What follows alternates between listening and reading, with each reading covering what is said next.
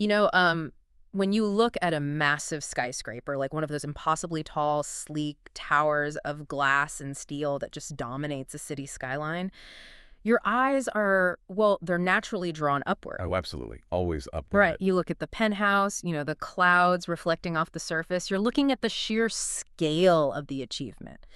But what you don't see, what is just entirely invisible to the people walking on the street below, is the foundation. The bedrock. Exactly, the bedrock. You don't see the thousands of tons of concrete and reinforced steel driven deep into the ground. And if that invisible foundation is flawed, the building, it eventually cracks, it falls. It has to. But the people on the street, they don't look at the bedrock. They blame the wind. Right. They blame the storm. They blame everything except the invisible infrastructure that failed. And, well, welcome back to the deep dive, because today we are looking at the foundation. Which is a pretty big shift for us today. It is. It really is. Specifically, we are shifting our entire focus to the newly provided Pod 2 articles. So that's documents 18 through 21. And that represents a massive, just a huge pivot in the material we've been looking at. Oh, entirely. So let's set the stage for you listening.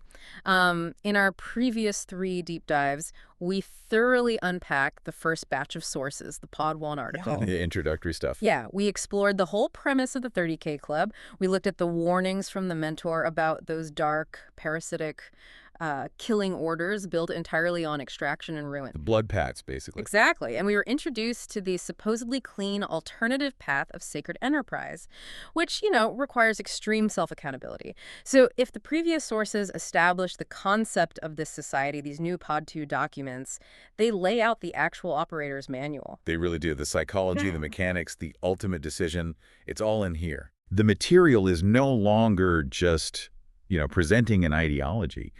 It's aggressively demanding that the reader look in the mirror. It breaks down the exact mechanics of their infrastructure and, well, more importantly, it dissects the mental barriers that prevent people from accessing it.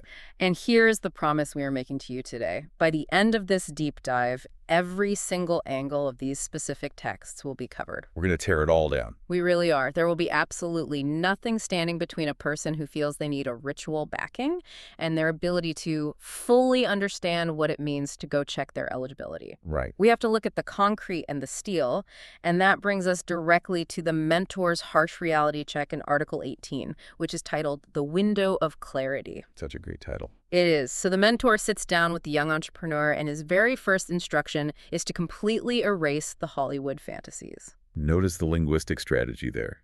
Erase the Hollywood fantasies. The text actively confronts the cultural conditioning we all have about secret societies. Yeah, the movies, the pop culture stuff. Exactly. It's anticipating the reader's preconceived notions of, hooded figures and candlelit basements, and it's just shutting that imagery down immediately. He explicitly says, we do not deal in supernatural magic. Instead, he uses a very specific term. He calls it ritual backing. Ritual backing. Right? Yeah. And he defines this not as spellcasting or whatever, but as an ancient, precise, quote, spiritual technology. Technology. Right. He claims that when you operate a massive business with this ritual backing, you are simply utilizing the laws of energetic circulation and protection that the global elite have guarded for centuries. And that deliberate choice of vocabulary, that is the key to understanding their whole recruitment psychology. Terms like technology, infrastructure, energetic circulation, those are borrowed straight from engineering and physics. Yeah, they sound like a Silicon Valley pitch. They really do. Yeah. By framing this as infrastructure rather than magic, the text appeals directly to a highly rational, business-minded thinker. It strips away the spooky elements. No ghosts. Right? No ghosts, no arbitrary curses. And it replaces them with a sense of systemic, predictable mechanics. Because, a logical thinker might reject a magic spell, but they can be convinced to plug into a sophisticated energy grid. Okay, let's unpack that power grid analogy because the text relies heavily on it. It does, yeah. A power grid isn't inherently good or evil. It's just raw, humming infrastructure. If you wire it right, you power a city. Mm-hmm. But if you walk up to a high-voltage transformer and touch it with the wrong intentions or, honestly, just careless ignorance, it instantly, violently destroys you. It fries you. Exactly. The grid doesn't hate you. It just operates on unforgiving laws of physics. Within the logic of the text, that structural framework means consequences are never like divine punishments. They are simply structural failures. Oh, interesting. Yeah, if a circuit overloads, it trips. If you violate the laws of this spiritual infrastructure, you burn out. Okay, but I have to push back on this framing, though, because to me it feels incredibly convenient. Well, think about it. If someone takes this ritual backing, builds an empire, and succeeds, the 30K Club gets to point to them and say, look at our flawless spiritual technology. Right. But if a member completely collapses, loses their fortune, or just goes insane, the system takes absolutely no blame. They just say, well, the power grid is perfect. He just touched the wire wrong. He must have had greedy intentions. I see what you're saying. I mean, looking at this objectively, is this actually an articulation of a spiritual law, or is this just a brilliantly designed liability waiver for the organization? That's a great question. Hmm. But, dismissing it as a mere liability waiver, I think that drastically underestimates the architecture of the text. Really? Yeah. From an external view, sure, it functions that way. But inside the ecosystem they are building, it establishes a binary law of physics that is terrifying precisely because it is impartial. It doesn't care about you. Exactly. The text doesn't hide from the collateral damage. It embraces it as proof of concept. And this is exactly why the mentor delivers his warning about the Southern African expansion. Right, right. The mentor warns the young builder that as they deploy hundreds of millions into this new district, some initiated men will inevitably collapse. They're going to fail. Yeah, the mentor states they will allow extreme greed to swallow them, which breaks the sacred oath of the order. And consider the psychological layering happening in that moment. Mm-hmm. The mentor tells the recruit that when these men fall, the uninitiated masses will panic. Of course they will. Right. The public will see a wealthy man suddenly lose everything, and rumors will spread that the 30K Club kills its own people. Oh, wow.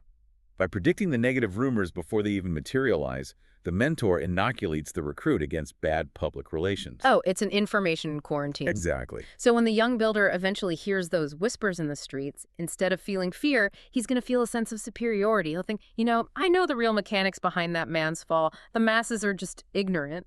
It binds the recruit to the inner circle's version of reality. It forces the recruit to view any future failure, not as a flaw in the 30K Club, but as undeniable proof that the spiritual sword is ruthlessly enforcing its own perfection. It's a closed loop of logic. It's a completely closed loop. So having built this impenetrable logical loop, the mentor presents an incredibly stark fork in the road. Oh. He basically tells the recruit, you can take this step today, fully informed of the lethal liability of this oath, or you can just walk away. But then he adds a psychological ticking clock. Yes, the clock. He warns that if the recruit waits until he feels like ready a few years from now, the terrifying rumors generated by those failing men will make him hesitate. And he will remain, as the text puts it, spiritually naked and economically paralyzed forever. Spiritually naked, that's such an intense phrase. It creates an intense urgency, not based on like a limited time offer or a sales pitch, Yeah. but based on the closing of this literal window of clarity in the recruit's own mind. Like, act now before you lose your nerve. Right. The mentor implies that the noise of the crowd will eventually drown out the recruit's ambition. You have to decide why you can still think clearly before the public panic infects you. And the mentor's final move is fascinating because he doesn't beg. No, not at all. He doesn't try to sell the dream. He just slides a dark registry card across the mahogany table, stands up, and walks out of the room. Just leaves. Yeah. He leaves the young builder completely alone with his ambition and the heavy silence of the boardroom, which forces us to look at Article 19, which is titled The Weight of the Card. This is a huge turning point. It is. The mentor has demystified the magic, he's laid out the deadly mechanics of the grid, and he's left. Now the builder has to look inward. The transition from the external mechanics to the internal psychology of the individual is profound here.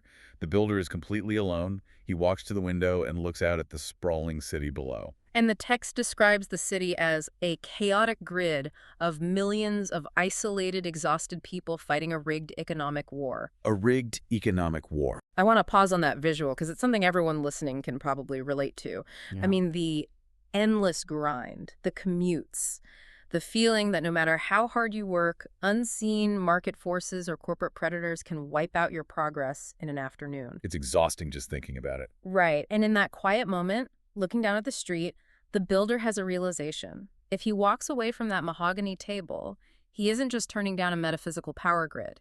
He is actively choosing to return to that rigged war. He is choosing vulnerability.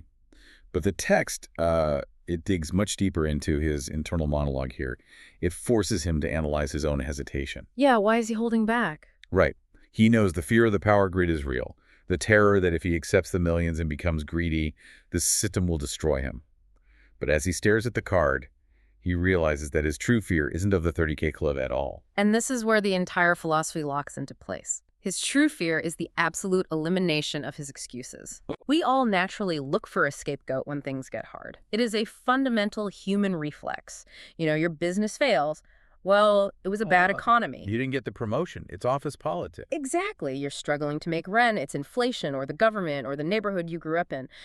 We construct these massive, comfortable fortresses out of our excuses. Because excuses provide essential psychological safety. They allow us to externalize our failures, which, protects our ego from the devastating reality of our own shortcomings. But if he picks up that card, if he accepts the massive capital injection and this flawless, ancient ritual backing, all of those external excuses instantly evaporate. Overnight. Because the oath of self-accountability dictates that if he is destroyed, it is solely because he allowed his own ego and greed to consume him. Right. The club isn't threatening his life, it's threatening his right to play the victim. It demands that he step into an arena of absolute binary outcomes. Success or self-inflicted destruction. No middle ground. None. There is no gray area left where he can claim he was a victim of circumstance. The text is aggressively attacking the romanticization of the underdog. Oh, let's dissect that. Because how deeply ingrained is that desire to hold on to failure as a badge of moral honor? Oh, it is a foundational pillar of modern identity for many people. I mean, we see it everywhere. Everywhere. The belief that one is fighting a noble, albeit losing, battle against a corrupt world is often what provides daily purpose. The struggle itself becomes the identity. Exactly. And the text argues that holding on to failure as a badge of moral honor is just a highly sophisticated form of cowardice. Wow. Because it turns poverty and struggle from a systemic tragedy into a comfortable hiding place. Precisely the argument the text is making. It suggests that avoiding extreme power isn't a sign of moral purity. It's a glaring indicator that you are terrified to be held totally accountable for your actions. That is a brutally heavy accusation against human nature. Poverty as a comfortable hiding place. It doesn't pull any punches. No, it doesn't. And notice what finally pushes him to act. The text explicitly states that he does not pick up the card out of a desire for luxury. He isn't daydreaming about sports cars or penthouses. Right. It's not about greed. No. He picks it up out of a profound duty to build a civilization that his bloodline could inherit. The text elevates the pursuit of wealth from a selfish, material desire into a heavy generational burden. It frames refusal as a moral failing. Like it's a sin to walk away. Exactly. The builder realizes that to remain powerless when the tools of empire are quite literally sitting on the mahogany table in front of him, well, that would be the ultimate betrayal of his potential. He is choosing the burden of the infrastructure. So he decides that his poverty was just a hiding place. And by picking up that card, he permanently sets himself apart from the rest of society. He leaves the chaotic grid of the city below him. He steps out of it. But that brings up a fascinating structural question within the source material. Because if poverty and struggle are just comfortable hiding places, why is the rest of society so desperate to keep those excuses alive? Right. Why do we cling to them? Yeah. Why does the crowd fight so hard to maintain that illusion? And the text addresses this head-on in Article 20, which is the comfort of the lie. And this is undoubtedly the most confrontational piece of text in the entire collection. It really is. It takes the internal realization the builder just had and projects it outward onto the entirety of society. It poses a sharp analytical question. Why does society so eagerly embrace the narrative of the evil secret society? And we see it everywhere in culture. I mean, the moment a billionaire buys a new platform or an artist has a meteoric rise, the comment sections just flood with the same rumors. Well, always. It's the Illuminati, it's blood money, they sold their soul. The same old tropes. The text asks why we are so obsessed with that specific narrative. And its answer is incredibly blunt. It claims that the rumor isn't a sign of the public's moral discernment. The rumor is a psychological shield. Let's examine the mechanics of that shield. Because according to the text, if the uninitiated, meaning the everyday struggling public, If they can convince themselves that massive generational wealth inherently requires a demonic pact or some dark sacrifice, then their own lack of wealth is immediately justified. It's the badge of moral honor Yeah. applied on a macro societal scale. Exactly. The logic is simple. If wealth equals evil, then poverty equals purity. Ah. It makes their stagnation feel noble. The text argues this allows the masses to sit comfortably in their economic paralysis, proudly declaring that they are poor simply because they refuse to compromise their souls. They get to be the heroes of their own lack of momentum. Right. I might be broke, but at least I didn't sacrifice anyone to the dark arts. The text is treating this as a deeply entrenched, almost pathological coping mechanism. It claims that people literally invent monsters in the shadows because facing the mirror of their own indiscipline is simply too painful to endure. Let's hover on that word, indiscipline. The 30K Club asserts that monumental wealth, regional dominance, and absolute moral integrity can all seamlessly coexist.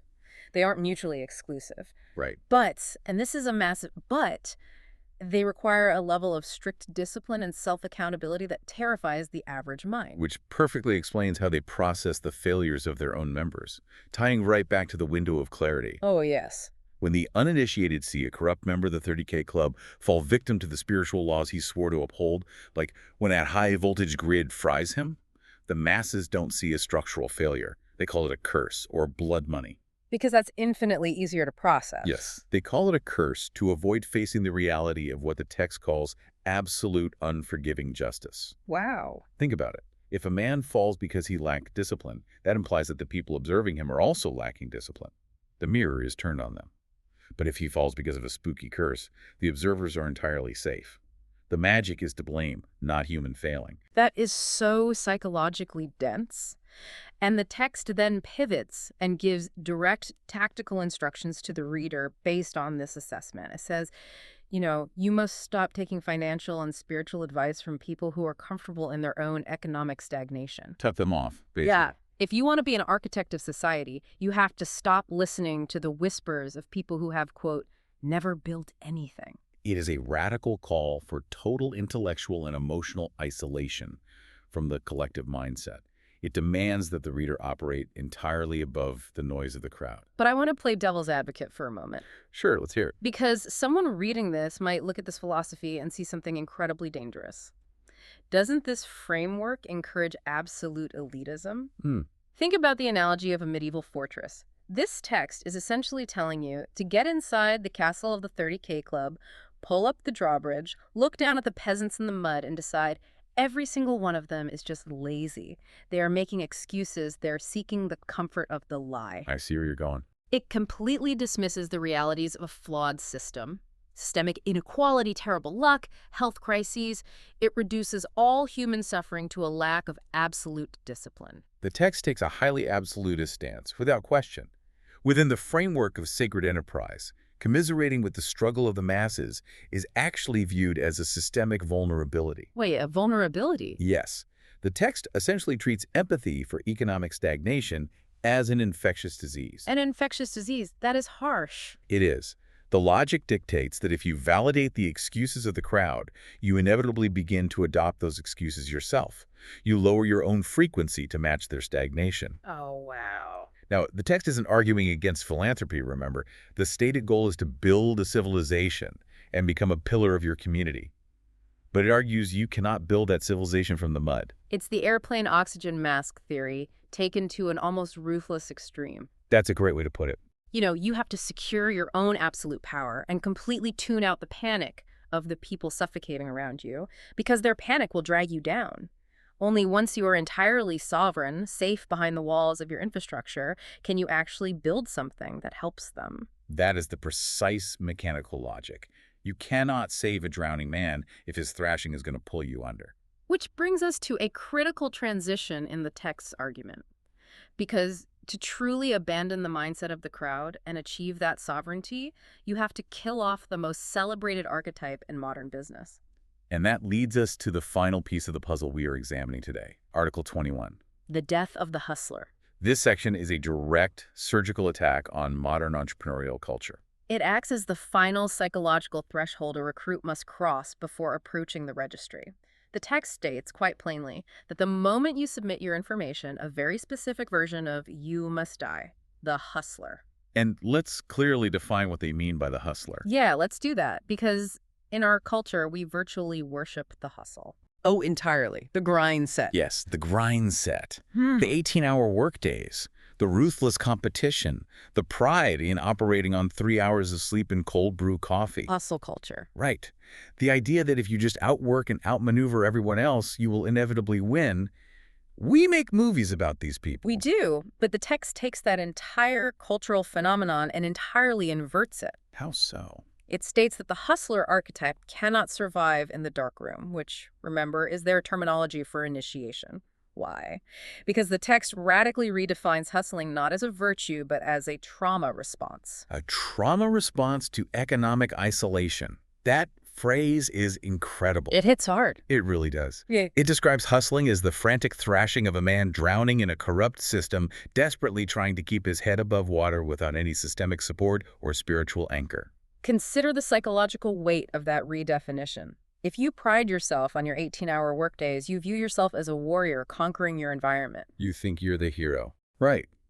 The text looks at that same behavior and views you as a victim having an extended panic attack. It's a complete paradigm shift. Let's build on that drowning analogy. It's like the text is saying, you've been frantically dog paddling in the middle of a freezing, storm-tossed ocean just to survive. You think your furious dog paddling is a sign of your immense strength and resilience. But then the 30K Club pulls up in a nuclear-powered luxury battleship. The infrastructure. Right, the infrastructure. And they lower a ladder down to the water. But to climb the ladder and get on board, you literally have to stop paddling. You have to let go of the water. Which, if you've been dog paddling for your life for a decade, well, it feels completely counterintuitive. Letting go feels like suicide. Exactly. To stop thrashing means you have to trust the ladder. You have to trust the unseen architecture of the ship. For a highly driven, Type A personality, the exact kind of person who wills a business into existence through sheer forced surrendering, that anxiety is a monumental task. It really is. So how does an entrepreneur even begin to transition to this new state?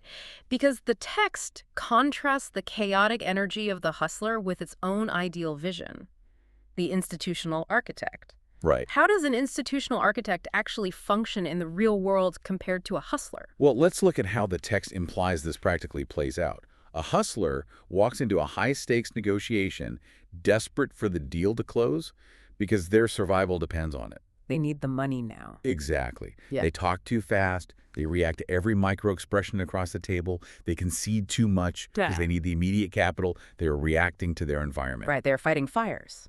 But the institutional architect, backed by the spiritual technology of sacred enterprise and the massive capital of the deployment fund, well, they walk into that exact same negotiation with a completely different frequency. They're not desperate. No, they are silent. They possess a quiet confidence backed by unshakable laws. They don't react to the market. They dictate the terms because they don't need the oxygen in the room. They brought their own. Oh, that's such a good way to put it.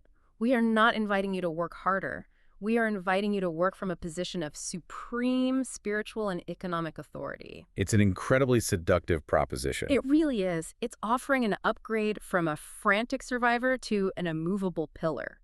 But the text emphasizes that this transition requires a profound letting go. You have to abandon the illusion of control that the hustle provides. You must fully trust the infrastructure of the order. You have to trust the grid. You do. And the text promises that if you can leave the exhausting illusion of the hustle behind, the peace that follows is absolute.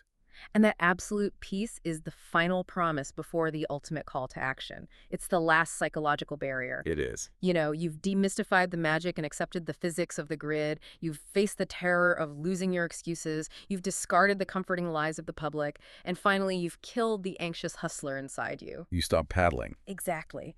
Once you have navigated all of that, you are fully prepared to approach the registry and check your eligibility. The defenses are entirely stripped away. The recruit is left standing before the raw architecture of the society. Which brings us to the end of our deep dive into these source materials. And as we wrap up, I want to connect this all back directly to you listening to this right now. Because even if you have absolutely no intention of ever seeking out a dark registry card or investigating the 30K club or exploring ritual backing, these texts act as an incredibly sharp mirror for our own lives. The material forces a level of introspection that is deeply uncomfortable, but undeniably valuable. It really does. It forces you to ask yourself some hard questions, like how much of your own personal narrative relies on comfortable excuses? When you face setbacks, are you immediately looking for a scapegoat to protect your ego? Right. Are you wearing your struggles and your lack of momentum as a badge of moral honor, secretly believing that your lack of success makes you somehow purer than those who have built massive things? And looking at your daily routine, is your daily hustle actually driving you forward toward a sustainable vision, or is it just a trauma response? Are you just frantically thrashing in the water because you feel completely unsupported by your environment? It's a lot to think about. It is. We've now covered every angle of these texts. We've moved from the cold mechanics of the spiritual infrastructure to the psychological terror of ultimate, excuse-free accountability. We've navigated the psychological shields that society builds to justify its own failure. And finally, we've witnessed the demanded death of the modern hustle. The path to checking eligibility has been entirely illuminated based on the provided material. There is no ambiguity left about what they're asking of a recruit. The architecture of their argument is fully visible now. The bedrock is exposed. But I want to leave you with one final provocative thought to ponder on your own. A thought that builds on everything we've discussed today. The text promises a flawless spiritual infrastructure, a high-voltage grid that guarantees massive power and regional dominance, provided you maintain absolute moral discipline. It promises to protect you, as long as you never succumb to greed. A system of perfect, impartial justice. But think about human nature. Think about the people you know. Think about yourself. If this high-voltage grid instantly and ruthlessly destroys anyone the moment they display a shred of human greed, ego, or indiscipline. Wait, no, I shouldn't trail off. Let me restart that thought. If this high-voltage grid instantly destroys anyone the moment they display a shred of indiscipline, is that truly a system designed to elevate humanity? That's the million-dollar question. Or, by demanding absolute, flawless perfection from inherently flawed, messy human beings, is it just an incredibly patient trap waiting to execute everyone who eventually, inevitably, touches the wire wrong? This is a terrifying possibility. Think about that invisible foundation beneath the skyscraper. Think about what happens when the bedrock itself is designed to swallow the building whole. Think about that before you decide to step into the dark room. Until next time.